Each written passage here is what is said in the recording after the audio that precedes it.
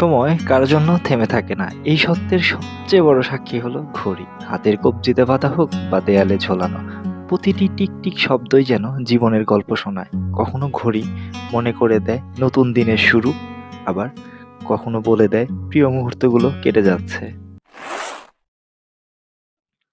Gift মানেই মনের মধ্যে খুশির আমেজ আর এক অদ্ভুত ভালো লাগা। গিফট পেতে কেনা ভালোবাসে। আমরা সকলেই গিফট পেলে খুশি হয়ে যাই, গিফটটা যেমনই হোক না কেন।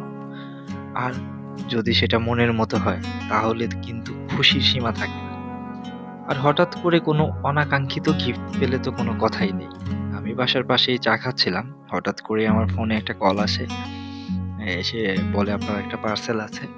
তো আমি যখন পার্সেলটা ওপেন করি, তখন দেখি যে সেই পার্সেলের ভিতরে একটা ঘড়ি আছে। এইটা আম দেখে আসলে আমি খুব, খুব খুশি হয়ে যাই। আমি জানি না আমাকে এই গিফটটা কে পাঠিয়েছে। যেই পাঠাইছে তাকে অনেক ধন্যবাদ। গিফটটা অনেক সুন্দর, অনেক আমার খুবই পছন্দ হয়েছে। আর আরেকটা কথা, সেটা হলো যে উপহারের চেয়ে উপহারদাতাকে বেশি ভালোবাসো।